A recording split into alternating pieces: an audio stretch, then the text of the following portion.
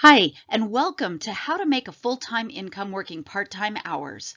I'm Dr. Judy Morley, and I'm guessing if you're here that you're an entrepreneur. And so I'm thrilled to have you here. I love working with entrepreneurs. And so I'm grateful you took the time to invest in yourself and your business to learn this crucial skill for entrepreneurs so that you can live your life fully and not sleep every night with your iPhone. So let's get started. First, let's talk about what you're going to learn in this class. We're going to talk about the 5 habits that you have that probably made you successful in the past, but that you must stop doing immediately. They're good till you get to a certain point, but now it's time to let them go. Second, we're going to talk about the beliefs that you may have about yourself and success that no longer serve you. On our trail, we all pick up beliefs about how hard we have to work or how much we deserve. Sometimes those things help us, but sometimes they don't. We need to know when to let them go. So we're going to talk about those. We're also going to talk about the 3 secrets that every successful entrepreneur knows to stop stressing and start receiving.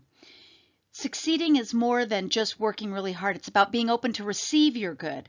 And if you're too stressed, you can't receive. Stress actually repels your good.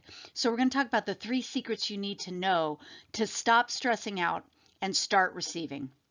And then finally, we're going to talk about the single most effective technique to get money flowing effortlessly into your business. So hopefully that sounds good to you. Sounds good to me. Why me? What do I know about this? Well, I started my first entrepreneurial journey in 2005. And since then, I've started 8 businesses and 3 nonprofits. Now, some of those businesses are still operating and I run them today. Some of those businesses I sold, one of them in particular, for a profit. And one of them I had to close down, and it kind of lost lost my shirt a little bit. And this one happened around the 2008 recession. I had opened a specialty marketing firm where I helped historic districts and neighborhoods to brand themselves so that they could attract investment and businesses and consumers. And in 2006, 2007, it was going really strong, but 2008 hit and I had to close it down. So I've seen the good, the bad, and the ugly of the entrepreneurial journey. Not everything I've done has been a success, but I've learned a lot from all of it. And I've learned that when you're an entrepreneur, things can go wrong, but you can still survive it and come back even stronger. So that's why I love coaching entrepreneurs. I also give keynote speeches to companies from all over the world on leadership, mindset, and habits. I have several books. One is called The Leadership Constant, and the subtitle of that is 5 Audacious Strategies for Navigating Change. I talked a lot with companies and entrepreneurs during the pandemic about how to navigate that change and pivot. And then my upcoming book, How to Master Conflict Without Being a Bitch. I've been giving workshops and coaching sessions on that for a while. It's now turning into a book, and I've helped thousands of people in their entrepreneurial journey. And then have coached hundreds of entrepreneurs one-on-one to get their businesses off the ground. So coaching entrepreneurs is my thing. I think it takes a very special type of personality to be an entrepreneur, and I resonate with it. I love it, and I love sharing the wisdom that I have gained from my journey as well. So let's jump in and talk about the 5 biggest mistakes that entrepreneurs make. And let's see if you're guilty of any of these. If you're like most entrepreneurs, you probably are. First, thinking it's all on you. Now, this is a great way to get ahead if you're an individual contributor in a company, to think it's all on you, to jump in, to take responsibility for things, to go above and beyond, to go that extra mile. It's a great strategy. But when you're the boss, you can no longer think it's all on you. You have to start delegating and building teams. Let's face it, it's a lonely road being an entrepreneur. And if you try to do it on your own, you're either going to get burned out or you're going to come up against a problem that you by yourself can't figure out. So you have to start figuring out ways to either delegate or build a team around you. Now, entrepreneurs usually think it's all on them because most entrepreneurs, like me, are fiercely independent, and that makes us unwilling to ask for help, maybe a little stubborn about asking for help. And so many entrepreneurs I talk to say, I'd rather just do it myself than delegate. It takes more time to teach someone else to do it than it does for me to just do it. Now, that's part of an outdated belief system about competencies, control, and what you can do. But thinking it's all on you is one of the mistakes that will ultimately doom your business unless you change it in time. Let me tell you a story about this personally. When I had my marketing firm, I was trying to be a solopreneur, and I thought it was all on me. A proposal had come forward. I worked with historic districts, and so a proposal had come forward, or a request for proposal, to help rebrand the historic district of Charleston, South Carolina. Now, this would have been an amazing contract to get. Not only was it a lucrative contract, but it was a very prestigious contract. And it did require a web person and an architect in addition to myself and my skills. So I found a web person and an architect, but I wouldn't let them work on the proposal. I said, I would write the proposal, you just send me everything of your credentials and I'll put it together and I'll get it in because I'm the lead person and I'm the one responsible. And I thought it was all on me. Well, I can remember the dates. The proposal was due September 1st, and this was in 2007. And on October 24th, I got meningitis. I ended up being hospitalized for several days. I had a temperature above 104 degrees. I couldn't lift my head off a pillow without it pounding. I ended up being sick really until Christmas of that year. And I never got the proposal put in. The other two people on my so-called team could have helped me out if I'd let them, but I never gave them any of the information. And so even if I would have at the last minute asked them to help, they didn't have anything they needed to help. So by thinking it was all on me, I lost out on that proposal, and it was ultimately losing out on that proposal in 2007 that left my business in such a precarious position that I had to close it when the 2008 recession came. So if you're one of these people that thinks it's all on you, think again. You can and must delegate. The second mistake that I see entrepreneurs make is undervaluing your product or service. Entrepreneurs have a notorious habit of charging less than they're worth. I don't know if it's a self-worth issue. I don't know if it's because we feel like we're inexperienced. I know sometimes when entrepreneurs are starting out, it's fine to say, well, I'll cut you some slack on the price here so that I can get some experience under my belt and I can, get this project on my resume. And that makes some sense. But you don't want to be in a position of competing on price. You want to build value into your product. You want to be in a position of maybe charging even a little bit more, but providing so much additional value that nobody else can compete with you, that nobody else is really a one-on-one comparison. When you undervalue your product or service, you find that you're giving it away because you haven't really told the client what they're getting. You haven't built up all of the things that you bring to the table. And maybe you haven't even thought of it yourself.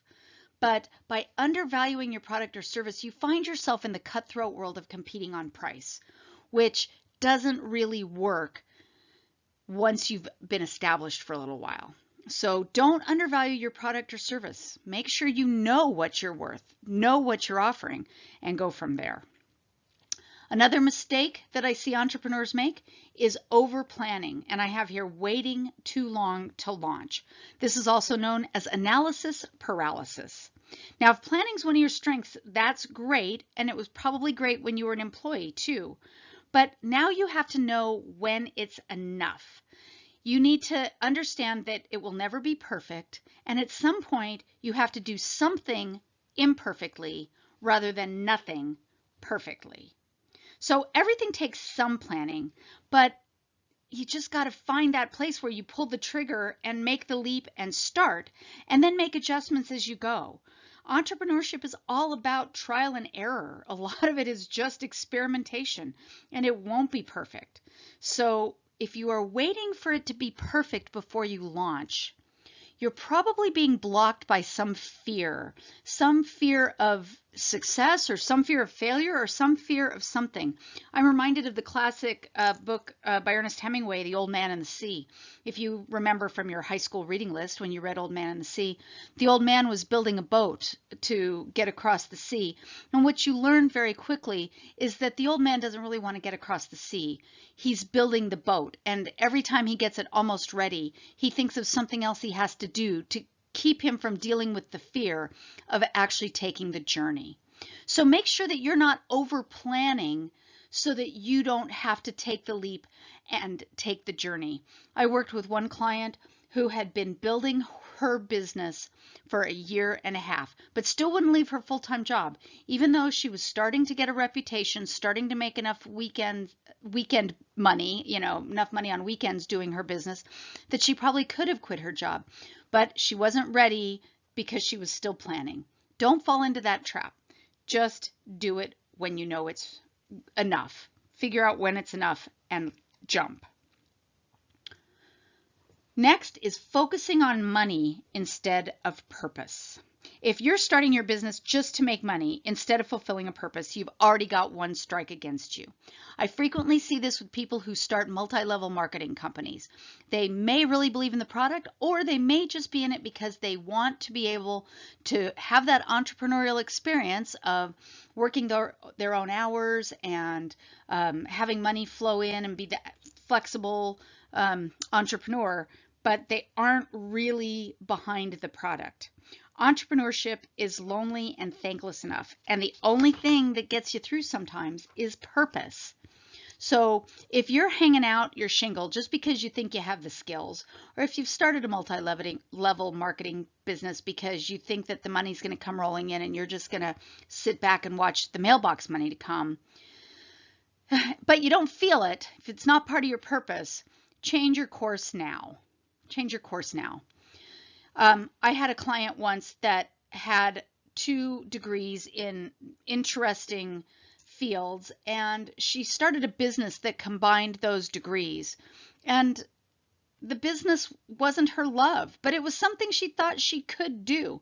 She thought she had an MBA and she had a degree in history, and so she thought that she could maybe use history in business and write the history of businesses and work her way into an HR role doing that. But she didn't really love it. And so she started it because she thought she could do it, but didn't have the purpose burning inside of her. She just thought it was a way to make money with degrees she already had. It'll never work.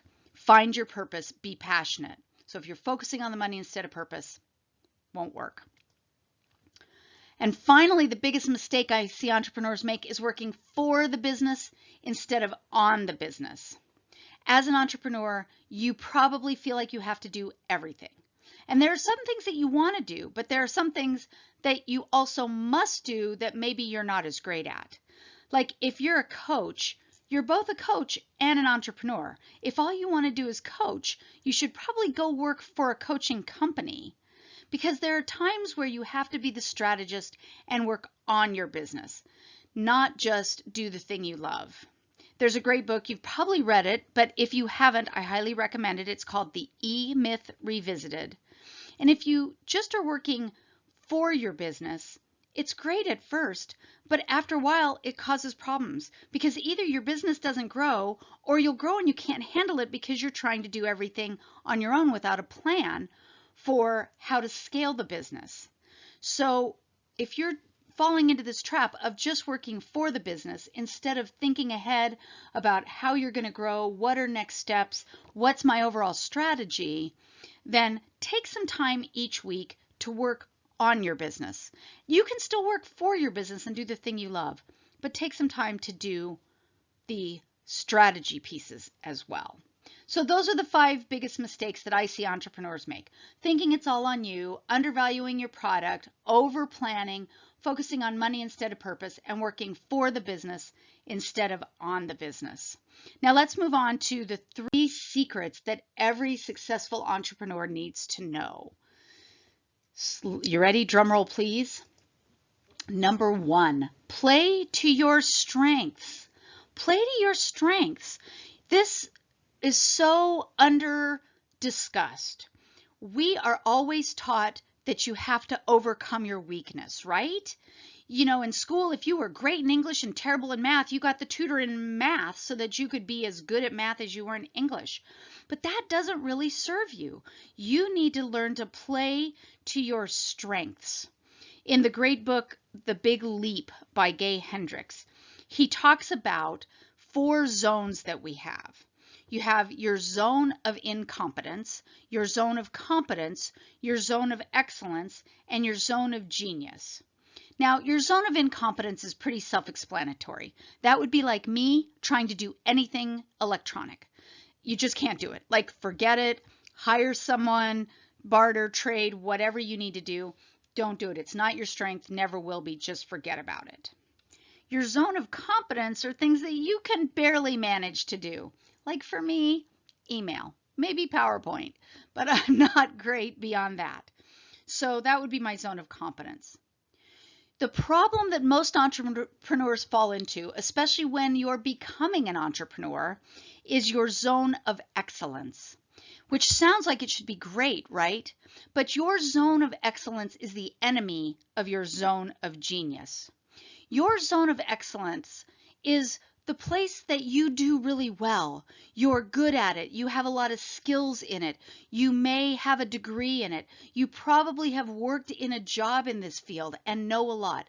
And perhaps you're even being very highly compensated and rewarded for it. But it doesn't fulfill you. You don't love it. It feels like work, and maybe even gotten to the point of feeling like drudgery. And so when you are in your zone of excellence, you're kind of gutting it out, but you're not really playing to your strengths. Becoming an entrepreneur means that you need to live in your zone of genius. Your zone of genius is that thing that you could do for hours on end without ever losing, with completely losing track of time, without ever looking at a clock. It's the thing that you absolutely love, that you would do for free even if no one paid you. So the first secret is play to your strengths. Now, if you're a solopreneur and you're like, oh, thanks, Judy, I'd love to play to my strengths, but somebody's still got to put out the weekly email and somebody's still got to do the website and somebody's still got to do the bookkeeping, then figure out ways to trade for services or automate or ask for help as much as you can so that you can get into your zone of genius more quickly. Maybe there's a coach out there that's a bookkeeping coach that doesn't know anything about what you're trying to do, or there's someone out there who's just starting that needs your service. Trade for that. See what you can do with that and figure out how you can synergistically work out a relationship so that you can stay in your zone of genius. The next secret, stay at 35,000 feet. Now, what do I mean by this? This is working on the business. You want to maintain the big picture. You don't want to be down in the weeds. You might have started your business because you're good at the content of your business. But if you want to do the content of your business, like I said earlier, just go work for another company. Don't let yourself get so distracted by the details that you miss this bigger picture. As an entrepreneur, you have to be the thought leader. You have to be the chief strategist. You have to be the one who holds the vision of what your business is going to be in 1, 5, or 10 years. So if you get too worried about how checks are going to get written today, or how bills are going to get paid, or how clients are going to get serviced, or how orders are going to get fulfilled on a daily basis, then you are not doing your job as the thought leader and chief strategist of the business. Now, it's important that you think about those things from that big picture perspective and put systems into place, but you don't need to be in the details. If you find yourself down in the weeds on a regular basis, again, hire someone, delegate, trade if you need to, but you must stay at 35,000 feet, because if you as the entrepreneur don't keep the big picture of your business, nobody else will, and it will get lost. So you must stay at 35,000 feet. And then the last secret, which sounds a little weird, is do less. I know most entrepreneurs think that They have to just keep doing more, and you just keep doing more. And with every new idea, you just put more on your plate and you're doing more. But you can be ridiculously productive when you give yourself time to rest. It's a crazy counterintuitive thing, but resting actually increases your productivity. When I started my most recent coaching business, I had been working a job. I'd recently moved to a new state and I wanted to meet some people, so I took a job as an executive. I was there for 3.5 years and got in that treadmill mindset that you do when you're in the workforce. That treadmill of I have to get up, I have to get going, I have so much to do, I'm always so busy. I found that I was always tired at about 2 o'clock in the afternoon. So when I left that job to do my business full time, I just found myself struggling about 2 o'clock every day to keep focused and to keep my mind on what I was doing. And I tried gutting it out and gutting it out.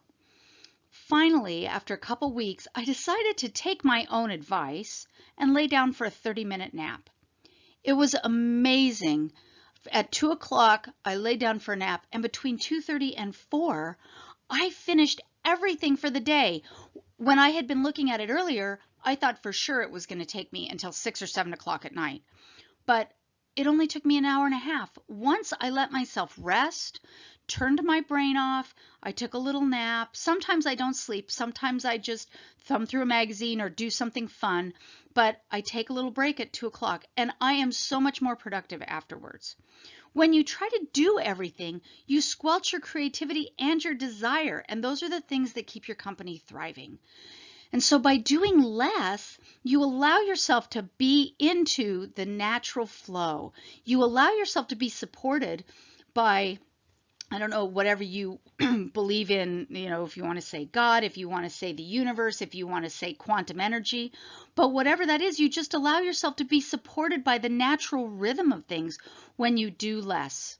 Also, when you do less, you're telegraphing to the universe that you have faith that will all get done and that you're confident in your abilities to complete it all.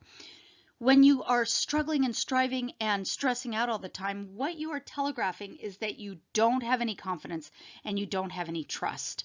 And the universe will provide to you in kind. So do less, have the confidence to relax, whether it's work out every morning, take a nap at 2 o'clock, both, neither, whatever it is for you. Don't get so caught up in being a human doing that you forget to be a human being. So those are the 3 secrets that every entrepreneur needs to know. Now, in just a minute, I'm going to give you the #1 easiest technique to get that money flowing at a full-time level while working part-time hours. But first, I want to offer you the ability to do a one-on-one session with me and take your business to the next level. I call it the Next Level Action Plan. I can only tell you so much in this presentation. I want to help you as much as I can. So if you click the link below this video in the description, you will get to my calendar and you can schedule a one-on-one appointment, completely complimentary, and we will put together a personalized plan for your business. You will learn how to use your strengths to scale your business. You'll gain the confidence to lead your business without sacrificing the rest of your life. And you'll be able to reconnect with the creativity that got you excited to start your business in the first place. So my schedule gets pretty full. I only have 6 slots available at any given time, so don't wait too long. But you're going to have that opportunity at the end of this session, or if you want to do it now, go ahead. But I really, as I said, love working with entrepreneurs. And if you feel like this little morsel hasn't quite been enough for you, I'd love to have a little more time with you. So let's move on, though, and talk about the #1 best technique to get money flowing. Are you ready? It's called projection. I also call it act as if. Act as if it's already yours. So projection is when you project what you want into the universe. You are a big cosmic reality creator. And you don't create reality just with your thoughts. You might have heard about that. Change your thinking, change your life. Your thoughts are creative.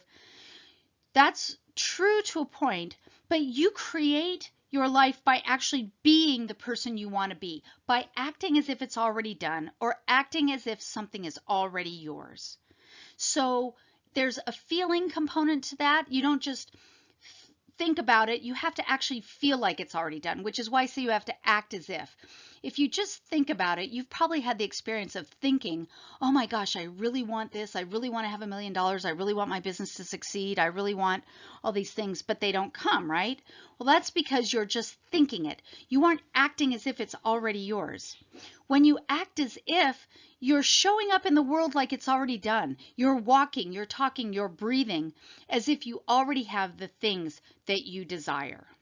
So, how do you do this? Well, first, you have to see it.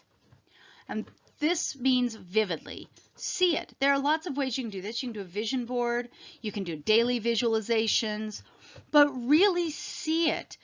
Take time to picture looking around your life. Close your eyes and pretend that you have already gotten what it is you want. If your goal is to be a 6-figure entrepreneur or a 7-figure entrepreneur, then visualize it. Look at what that would mean to your life. Would it mean a different house? Find a picture of a house that you would have if you were a 7-figure entrepreneur and put it on a vision board. Would it mean sleeping in late every day? Would it mean having a housekeeper? What would it mean? And then take time every single day to visualize it vividly. And the secret here is don't get up from your visualization until you are a new person, until you feel completely transformed by the experience.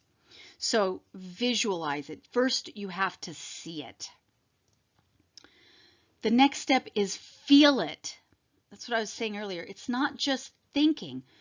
You have to feel it all the way in your heart, all the way into your cells. Use your imagination. Imagine that it's already done.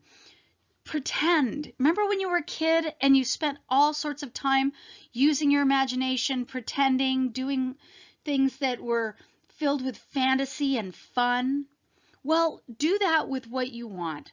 Identify what you really want by seeing it, and then really pretend it's yours. Pretend that you're driving the new sports car. Pretend that the business is so successful that you don't even have to go into the office unless you want to.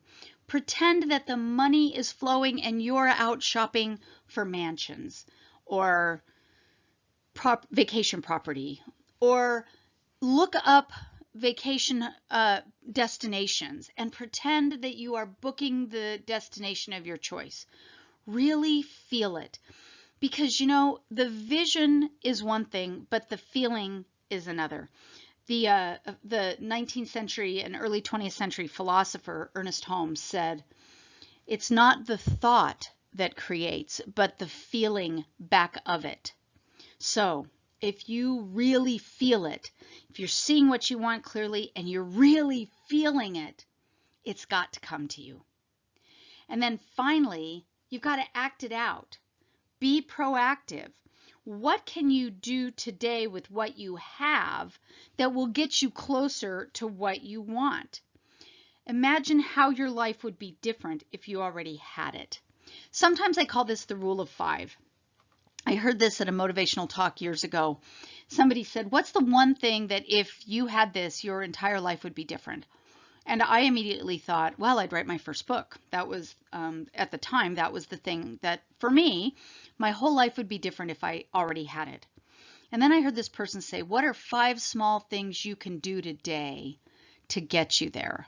And immediately I thought, well, I can write 5 pages a day. Now, this book was something I'd been wanting to write for years. And in my mind, I'd been thinking, as soon as I have, a year off, right, as soon as I have a year off to write this book, then I'll get it written and everything I want will be done. But of course, I never had a year off. So for 5 years, I'd been thinking about writing this book, and it had never happened.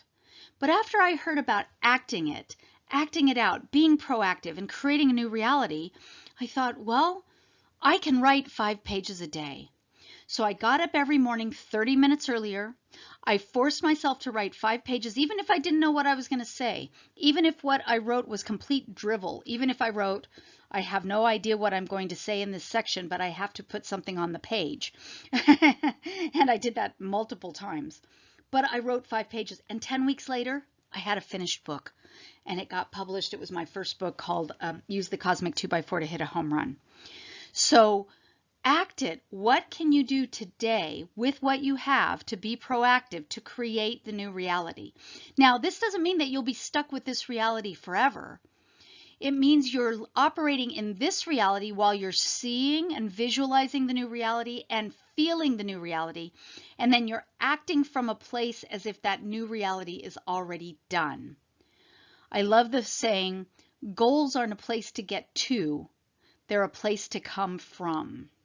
So if you want to get money flowing, working part-time hours, prioritize, see what it is you really want to do, feel the lifestyle you want, and then act as if it's already done and do what you can with what you have. Now, if this has whetted your appetite and if you'd like some help implementing this, I would be happy to help you. I love helping entrepreneurs get started. I think I've given you enough to get started on making a full-time income without killing yourself while working part-time hours. But if you would like to personalize this for your business, or if you'd just like a few more tips, click on the link in the description below this video and you can schedule a one-on-one call with me. As I said earlier, it's completely confidential. It's also complimentary. So you can schedule with me. You'll learn to use your strengths to scale your business. You can gain the confidence to lead your business without sacrificing the rest of your life and reconnect with your creativity. Because so often when you look at the daunting task of starting a business or growing your business to the next level, you lose your creativity altogether. So we'll create a specific plan for you, customized for your business to take your business to the next level, complete with action steps. That's why it's called the Next Level Action Plan. So click on the link in the description below to sign up. And I look forward to working with you one-on-one.